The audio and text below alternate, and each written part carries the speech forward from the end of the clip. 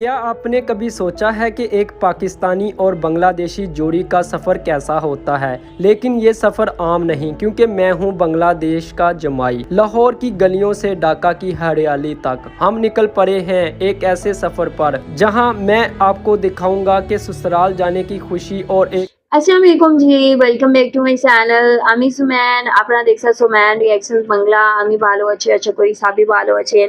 यहाँ पे जी पाकिस्तानी लड़का पहुंचा है बांग्लादेश। ये सिर्फ पाकिस्तानी लड़का नहीं है बल्कि बांग्लादेशियों का दामाद है, बांग्लादेशी जमाई है और इन्होंने फर्स्ट टाइम ट्रैवल किया है बांग्लादेश में।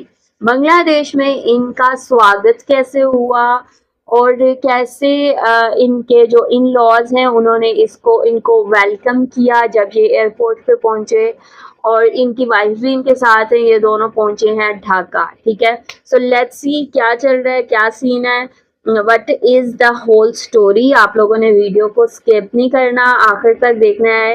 चैनल पे न्यू है तो चैनल को सब्सक्राइब करें, बेल आइकॉन को क्लिक करें। सो चलते हैं, देखते हैं वीडियो, लेट्स गो। क्या आपने कभी सोचा है कि एक पाकिस्तानी और बांग्लादेशी जोड़ी का सफ़र कैसा होता है। लेकिन ये सफ़र आम नहीं, क्योंकि मैं हूँ बांग्लादेश का जमाई। लाहौर की गलियों से ढाका की हरियाली तक हम निकल पड़े हैं एक ऐसे सफ़र पर जहां मैं आपको दिखाऊंगा कि ससुराल जाने की खुशी और एक इंटरनेशनल दामाद की इज्जत क्या होती है। सफ़र का आगाज हुआ लाहौर रेलवे स्टेशन से। ट्रेन की खिड़की से बदलते नज़ारे और कराची तक का वो यादगार सफ़र। मैं और मेरी बेगम जो बांग्लादेश से हैं इस सफ़र के एक एक पल को एंजॉय कर रहे थे, क्योंकि हमारी मंजिल बहुत खास थी। फिर बारी आई कराची से ढाका की फ्लाइट की। जिना इंटरनेशनल एयरपोर्ट का वो रश और फिर जहाज का वो लजीज खाना। एक पाकिस्तानी दामाद जब पहली बार अपनी बेगम के साथ उसके वतन उड़ान भरता है तो फीलिंग लफ्जों में बयान करना मुश्किल होती है। और जैसे ही ढाका की जमीन पर कदम रखा, वहाँ मेरा इस्तकबाल किसी बादशाह की तरह हुआ। ससुराल वालों ने फूलों के गुलदस्ते और ढेरों प्यार के साथ हमारा इस्तकबाल किया। सच कहूँ तो बांग्लादेश में जमाई को जो इज्जत दी जाती है, इसने मेरा दिल जीत लिया। घर से निकलने से लेकर फूलों से इस्तकबाल तक, ये है एक पाकिस्तानी जमाई की मुकम्मल कहानी। तो चले मेरे साथ इस खूबसूरत सफर का आगाज करें। सफ़र का आगाज़ हो रहा है। मैंने और मेरी बेगम ने घर वालों से ढेर सारी दुआएं ली और सबसे मिलकर अलविदा कहा। हमने इन ड्राइव बुक करवाई, सारा सामान गाड़ी में रखा और एक नई खुशी के साथ लाहौर रेलवे स्टेशन की तरफ रवाना हो गए। लाहौर स्टेशन के प्लेटफॉर्म पर हमने तकरीबन 10 से 15 मिनट ट्रेन का इंतज़ार किया, जहां मुसाफिरों की गहमा गहमी और गलियों का शोर एक अलग ही समा बांध रहा था। आखिरकार हमारी ट्रेन प्लेटफॉर्म पर आई।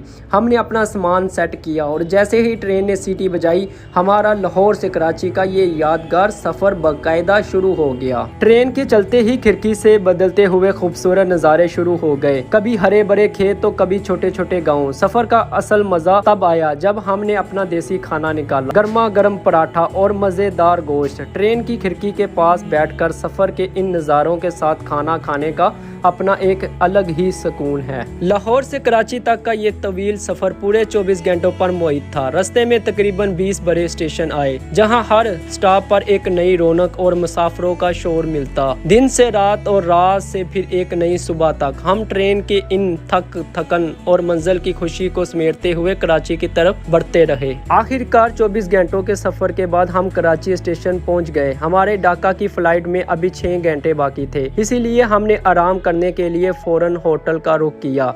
कराची में जिस होटल में हमने क़याम किया वो वाकई बहुत शानदार और ख़ूबसूरत था। कमरा बहुत पुरसकून था, जिसमें ठंडा एसी, बड़ी LCD टीवी और तमाम जदीद सहूलियात मौजूद थी।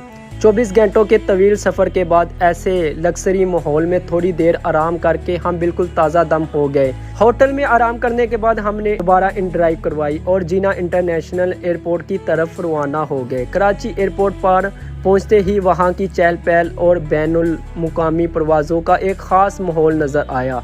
हर तरफ मुसाफिरों का रश और अपनों से मिलने या दूर जाने वाले जज्बात का एक अनोखा मंजर था। फिर बारी आई सामान की सिक्योरिटी चेकिंग की।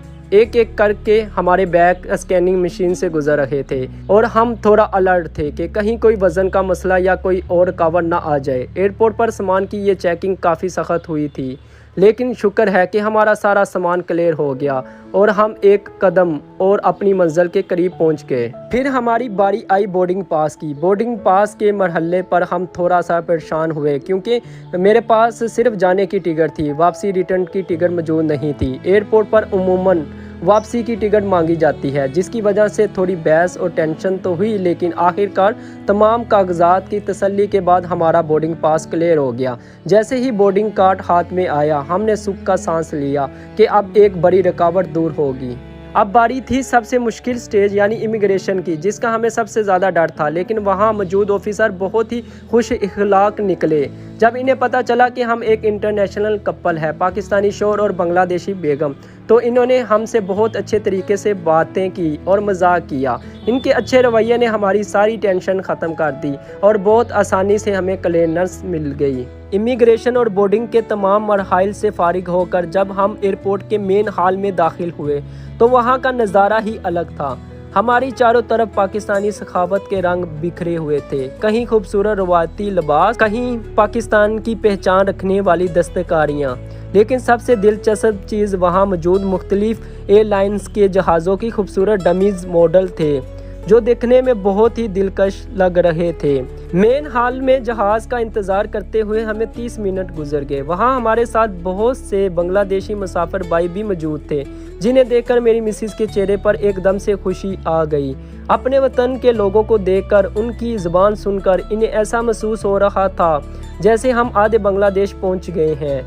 अपनों से दूर रहकर अपनों जैसी शक्लें देखना भी किसी नेमत से कम नहीं। इंतज़ार की घड़ियां ख़त्म हुई और लॉन्च में ऐलान गूंजा कि विमान बांग्लादेश एयरलाइंस की फ़्लाइट कराची से ढाका के लिए तैयार है। ये सुनते ही मुसाफिरों में एक लहर दौड़ गई और हम भी अपने हम वतन भाइयों के साथ जोशो खरोश से गेट की तरफ बढ़ने लगे। अब बस कुछ ही देर में हम बादलों के पार अपनी मंजिल यानी ढाका की तरफ उड़ान भरने वाले थे। मेन हॉल से निकलकर हम जैसे ही एयर ब्रिज की तरफ बढ़े तो वहाँ की प्यारी लाइटिंग और पुरसकून माहौल ने दिल जीत लिया। और फिर वो लम्हा आ गया जब हम विमान बांग्लादेश के जहाज़ के दरवाजे पर पहुँचे। वहाँ बांग्लादेश का परचम देखकर एक अलग ही खुशी हुई और अंदर दाखिल होते हुए एयर होस्टेस ने मुस्कुराते हुए अस्सलामु अलैकुम कहकर हमारा शानदार इस्तकबाल किया। ऐसा लगा जैसे हम जहाज़ में नहीं बल्कि बांग्लादेश की मोहब्बत में कदम रख चुके हैं। सच कहूँ तो मेरा जहाज़ के अंदर का ये पहला तजर्बा था और जैसे ही मैं अंदर दाखिल हुआ वहाँ का माहौल देखकर मैं हैरान रह गया। जहाज़ की वो चमकती हुई लाइट्स, आरामदेह नशिस्तें और बैनुल मुकामी मियार की सहूलियात देखकर दिल खुश हो गया। एक अजीब सा सुकून और जोश था कि आज हम पहली बार बादलों के ऊपर का सफ़र करने वाला हूँ, और वो भी अपनी बेगम के साथ इनके वतन की एयरलाइन में। जहाज़ में बैठते ही सबसे पहले हमें गर्मा गर्म चाय पेश की गई। बादलों के ऊपर सफ़र करते हुए चाय का अपना ही मज़ा है, लेकिन इस लम्हे को ख़ास बनाया मेरी मिसेज ने। हमने वो चाय एक दूसरे के साथ शेयर करके पी और इस छोटी सी खुशी ने हमारी तवील सफ़र की सारी थकन मिटा दी। मोहब्बत भरे सफ़र में ऐसी छोटी छोटी यादें ही ज़िंदगी भर का सरमाया होती हैं। कुछ ही देर में हमारे सामने लजीज बंगाली खाना आ गया। मेन्यू में खुशबूदार पुलाव, मज़ेदार सब्ज़ी और साथ में पानी मौजूद था, लेकिन खाने में कुछ ऐसी मुनफरद चीज़ें भी थी जिनके ज़ायके और नाम मेरे लिए बिल्कुल नए थे और सच कहूँ तो मुझे इनकी ठीक से समझ भी नहीं आ रही थी। लेकिन एक बांग्लादेशी जमाई होने के नाते मैं हर ज़ायके को भरपूर इंजॉय कर रहा था। खाना पीना तो हो गया, लेकिन फिर मुझे तजस्सुस हुआ कि आखिर जहाज़ का वाशरूम कैसा होता है। मैंने ज़िंदगी में पहली बार जहाज़ का वाशरूम देखा और सच कहूँ तो वहाँ की हर चीज़ इतनी फिट थी कि मैंने सोचा इसकी वीडियो तो बनती है। इतनी छोटी सी जगह में सब कुछ इस तरह से सेट था कि देखकर मैं हैरान भी हुआ और मुझे हंसी भी आई। आखिरकार वो घड़ी आ गई। हमारी फ्लाइट ने जब ढाका की सरजमीन पर कदम रखा तो वहाँ तेज़ बारिश हमारा इस्तकबाल कर रही थी। जहाज़ से बाहर निकलते ही ठंडी हवाओं के झोंकों और बारिश की बूंदों ने सफ़र का सारा जोश दुबला कर दिया। फिर हम जहाज़ से एयरपोर्ट बिल्डिंग तक जाने वाली बस में सवार हुए और खिड़की से ढाका की इस पहली बारिश को देखकर दिल खुश हो गया। जब हम बस में बैठकर टर्मिनल की तरफ जा रहे थे तो रनवे पर कतार में खड़े ढेरों जहाज नजर आए। लाइन से लगे हुए इन बड़े बड़े तैयारों को इतने करीब से देखना एक अलग ही तजर्बा था। ढाका एयरपोर्ट की ये चहल पहल देखकर एहसास हुआ कि हम वाकई ही बांग्लादेश पहुंच चुके हैं। बांग्लादेश इमिग्रेशन और तमाम कागजी कार्रवाई मुकम्मल करने के बाद जब हम एग्जिट गेट की तरफ बढ़ रहे थे तो दिल की धड़कनें तेज हो रही थी। मैं और मेरी बेगम बस यही सोच रहे थे कि बाहर फैमिली आई होगी या नहीं और हमारा इस्तकबाल कैसा होगा। एक अजीब सी बेचैनी और खुशी का मिला जुला एहसास था। जैसे ही हम एग्जिट गेट से बाहर निकले, सामने ही फैमिली खड़ी हमारा इंतजार कर रही थी। हमें देखते ही इनके चेहरों पर खुशी आई और वो बेमिसाल थी। इन्होंने हमारा शानदार इस्तकबाल फूलों के गुलदस्तों और हारों से किया। इतनी दूर से आने के बाद अपनों की ये मोहब्बत देखकर मेरी सारी थकन मिट गई। लाहौर से ढाका तक का ये सफर मोहब्बत और खूबसूरत यादों से भरा ये रहा। वीडियो आप लोगों ने देखी है, इतने इंटरेस्टिंग वीडियो, मुझे इतना अच्छा लग रहा है देख के। लाइक ये पाकिस्तानी फर्स्ट टाइम बांग्लादेश गए और ठीक है, इन्होंने एक बांग्लादेशी लड़की से शादी की हुई है और आफ्टर वेरी लॉन्ग टाइम जो है ये बांग्लादेश का विजिट इन्होंने किया है।